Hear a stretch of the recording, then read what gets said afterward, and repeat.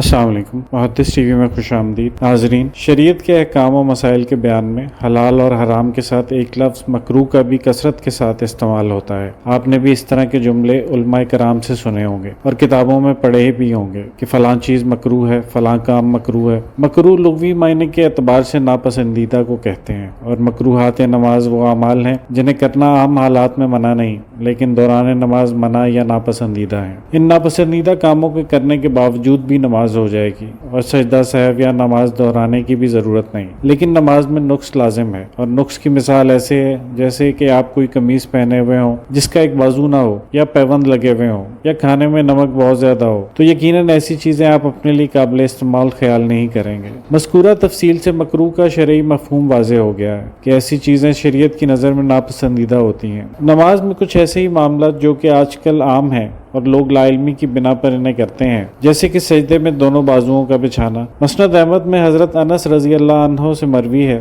کہ رسول اللہ صلی اللہ علیہ وآلہ وسلم نے فرمایا، تم میں سے کوئی شخص سجدے میں اپنے دونوں بازو زمین پر کتے کے بچھانے کی طرح نہ بچھائے۔ کتے کی طرح بازو بچھانے کا مطلب دونوں کونیوں کو دونوں ہتھیلیوں کے ساتھ زمین پر رکھنا ہے، اور سجدہ میں اعتدال یہ ہے کہ کونیوں کو زمین سے اور پیٹ کو ران سے جدا رکھے، جیسے کہ زیر نظر تصویر۔ دوران نماز آسمان کی طرف دیکھنا۔ دارمی میں حضرت انس رضی اللہ عنہ سے روایت ہے کہ نبی کریم صلی اللہ علیہ وآلہ وسلم نے فرمایا، کیا بات ہے جو لوگ نماز میں اپنی نظریں آسمان کی طرف اٹھاتے ہیں۔ آپ صلی اللہ علیہ وآلہ وسلم نے انہیں نہایت سختی سے روکا، یہاں تک کہ آپ صلی اللہ علیہ وآلہ وسلم نے فرمایا، تم اس حرکت سے باز آ جاؤ ورنہ اللہ تمہاری بینائی اچک لے گا۔ دوران نماز ادھر ادھر دیکھنا۔ صحیح بخاری میں حضرت عائشہ رضی اللہ عنہا سے روایت ہے کہ میں نے رسول اللہ صلی اللہ علیہ وآلہ وسلم سے نماز میں ادھر ادھر دیکھنے کے بارے میں پوچھا، تو آپ صلی اللہ علیہ وآلہ وسلم نے فرمایا کہ یہ تو ڈاکہ ہے جو شیطان بندے کی نماز پر ڈالتا ہے۔ کپڑے کو طے لگانا، باندھنا یا سمیٹنا۔ صحیح بخاری میں ہی ایک اور روایت درج ہے جس میں آپ صلی اللہ علیہ وآلہ وسلم نے فرمایا، مجھے حکم دیا گیا ہے کہ میں 7 اعضاء پر سجدہ کروں اور کپڑے اور بال نہ سمیٹوں۔ بعض افراد کے خیال میں اس حکم کا تعلق صرف سجدے کے ساتھ ہے، تو یہ صحیح نہیں ہے، کیونکہ کپڑے اور بال سمیٹنے کا حکم صرف سجدہ سے متعلق نہیں ہے، اور اس کی وضاحت امام بخاری رحمۃ اللہ علیہ کی رائے سے بھی ہو جاتی ہے۔ اسی لیے انہوں نے اس حدیث مبارکہ سے تھوڑا آگے باب باندھا ہے کہ کوئی شخص نماز میں اپنے کپڑے نہ سمیٹے۔ نماز میں کپڑے سمیٹنے میں قمیص کے بازو موڑنا یا پینٹ وغیرہ کا پائنچہ موڑنا شامل ہے، اور یہ درست نہیں ہے۔ منہ اور ناک کو نماز میں ڈھانپنا۔ حضرت ابو ہریرہ رضی اللہ عنہ کہتے ہیں کہ رسول اللہ صلی اللہ علیہ وآلہ وسلم نے نماز میں سدل کرنے اور آدمی کو منہ ڈھانپنے سے منع فرمایا ہے۔ ابن ماجہ کی ایک حدیث میں حضرت ابو ہریرہ رضی اللہ عنہ سے روایت ہے کہ رسول اللہ صلی اللہ علیہ وآلہ وسلم نے نماز میں منہ ڈھانپنے سے منع فرمایا۔ پیشاب یا پخانے کو روک کر نماز ادا کرنا۔ ابو داؤد میں حضرت ابو ہریرہ رضی اللہ عنہ سے روایت ہے کہ نبی کریم صلی اللہ علیہ وآلہ وسلم نے فرمایا، کسی آدمی کے لیے جو اللہ اور آخرت کے دن پر ایمان رکھتا ہے جائز نہیں کہ وہ پیشاب و پخانہ روک کر نماز پڑھے جب تک کہ وہ فارغ ہو کر ہلکا نہ ہو جائے۔ نماز میں انگلیاں چٹکانا یا انگلیوں سے تشبیک کرنا۔ ابو داؤد اور ابن ابی شیبہ میں ابو ثمامہ کما سے مروی ہے کہ مجھ کو کعب بن عجرہ رضی اللہ عنہ نے مسجد جاتے ہوئے پا لیا، اور میں انگلیوں میں انگلیاں داخل کیے ہوئے تھا، تو انہوں نے میرے ہاتھ پر زور سے مارا اور فرمایا، ہمیں نماز میں انگلیاں چٹکانے سے منع کیا گیا ہے، کیونکہ جو شخص وضو کر کے نماز کے ارادے سے نکلتا ہے وہ نماز میں ہی ہوتا ہے۔ اسی طرح ایک روایت مسند احمد میں حضرت ابو سعید خدری رضی اللہ عنہ سے مروی ہے کہ ایک دفعہ وہ رسول اللہ صلی اللہ علیہ وآلہ وسلم کے ساتھ تھے۔ آپ صلی اللہ علیہ وآلہ وسلم جب مسجد میں داخل ہوئے تو ایک آدمی کو دیکھا جو مسجد کے درمیان میں بیٹھا ہوا انگلیوں کو چٹکا رہا تھا اور اپنے آپ سے باتیں کر رہا تھا۔ آپ صلی اللہ علیہ وآلہ وسلم نے اشارے سے اسے منع کیا، لیکن وہ نہ سمجھا۔ پھر آپ صلی اللہ علیہ وآلہ وسلم حضرت ابو سعید خدری رضی اللہ عنہ کی جانب متوجہ ہوئے اور فرمایا، جب تم میں سے کوئی نماز پڑھے تو اپنی انگلیوں کو نہ چٹکائے، کیونکہ انگلیوں کو ایک دوسرے میں داخل کرنا شیطان کی طرف سے ہے۔ تم اس وقت تک نماز میں ہوتے ہو جب تک مسجد میں ہوتے ہو۔ نماز میں عمل کثیر کرنا جبکہ وہ نماز کی جنس سے نہ ہو۔ اس کی تفصیل بچہ گود میں اٹھا کر پڑھنے اور مقتدی کا قرآن سے پڑھنا والی ویڈیوز میں دی جا چکی ہے۔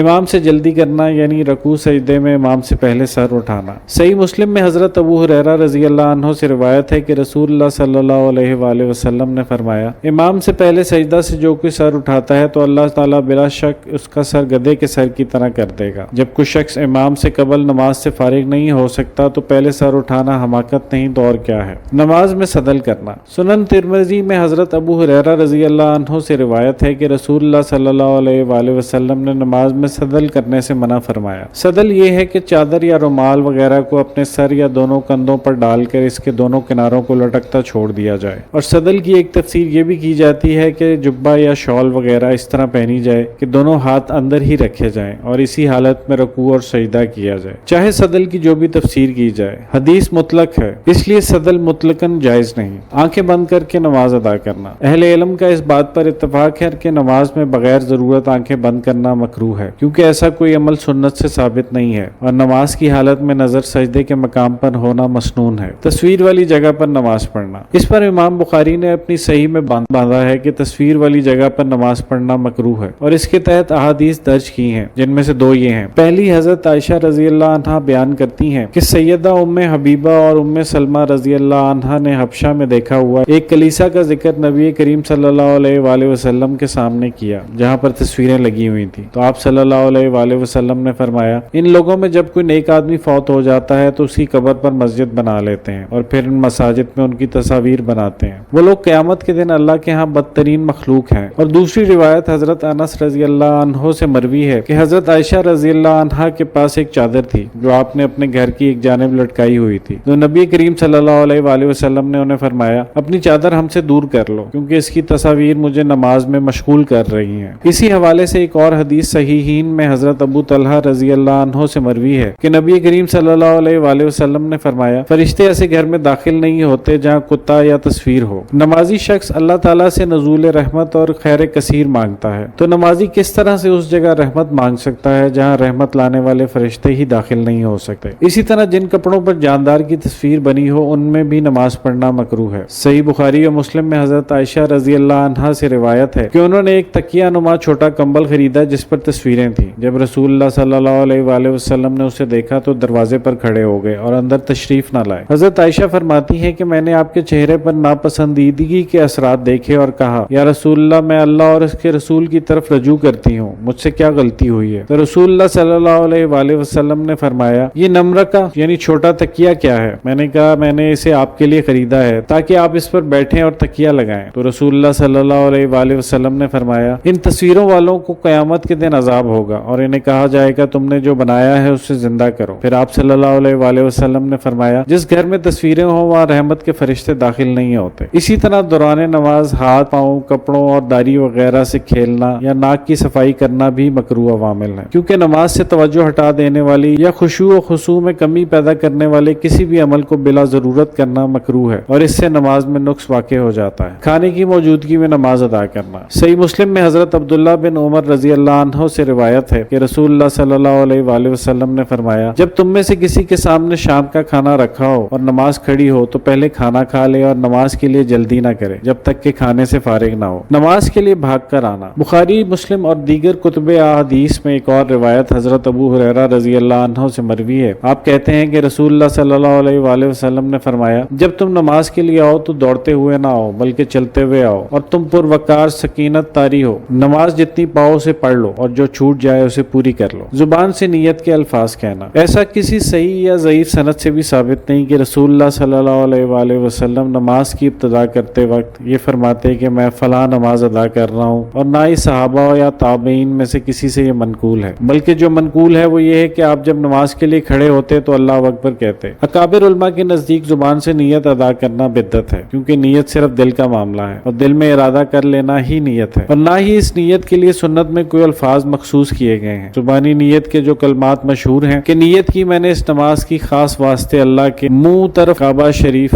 یہ نہ رسول اللہ صلی اللہ علیہ وآلہ وسلم نے سکھائے ہیں، نہ صحابہ رضی اللہ عنہم اجمعین اور تابعین رحم اللہ نے اس کی کوئی تعلیم دی ہے، اور نہ ہی اس پر عمل کیا ہے، اور نہ ہی ائمہ امت میں سے کسی نے اسے کہنے کی ترغیب دی ہے۔ کچا پیاز یا لہسن کھانے کے بعد نماز ادا کرنا، صحیح مسلم میں حضرت جابر بن عبداللہ رضی اللہ عنہ سے روایت ہے کہ رسول اللہ صلی اللہ علیہ وآلہ وسلم نے فرمایا، جو شخص پیاز یا لہسن کھائے تو وہ ہم سے جدا رہے، یا فرمایا کہ ہماری مسجد سے جدا رہے اور اپنے گھر بیٹھے۔ نماز میں ڈکارے مارنا، ابن ماجہ میں حضرت عبداللہ بن عمر رضی اللہ عنہ سے روایت ہے کہ نبی کریم صلی اللہ علیہ وآلہ وسلم کے پاس ایک شخص نے ڈکار لیا تو آپ نے فرمایا، تم اپنی ڈکار ہم سے دور رکھو، اس لیے کہ دنیا میں سب سے زیادہ پیٹ بھر کر کھانے والا قیامت کے دن سب سے زیادہ بھوکا ہوگا۔ نماز میں جمائی لینا، مشکات میں حضرت ابو ہریرہ رضی اللہ عنہ سے روایت ہے کہ رسول اللہ صلی اللہ علیہ وآلہ وسلم نے فرمایا، جب نماز میں تم میں سے کسی کو جمائی آ جائے تو وہ جس قدر ہو سکے کے اسے روکے اور ہاں نہ کہے، یہ شیطان کی طرف سے ہوتا ہے، وہ اس سے ہنستا ہے۔ مشکات ہی کی دوسری روایت میں حضرت ابو سعید خدری سے مروی ہے کہ رسول اللہ صلی اللہ علیہ وآلہ وسلم نے فرمایا، جب تم میں سے کسی کو جمائی آ جائے تو وہ اپنے ہاتھ کو اپنے منہ پر رکھ کر روکے، بلا شبہ شیطان منہ میں داخل ہوتا ہے۔ ان احادیث سے معلوم ہوتا ہے کہ جمائی آتے وقت منہ کو بند کرنے کی حد المقدور کوشش کرنی چاہیے، اگرچہ منہ پہ ہاتھ رکھ کے روکنا پڑے، اور منہ سے ہا ہا کی آواز نہ آنے دے، اس پر شیطان ہنستا ہے۔ بعض لوگ مجالس میں بیٹھے ہوئے بڑے برے محسوس ہوتے ہیں جب وہ جمائی کے لیے منہ کھول دیتے ہیں اور جمائی روکتے نہیں۔ وآخر دعوانا ان الحمد للہ رب العالمین۔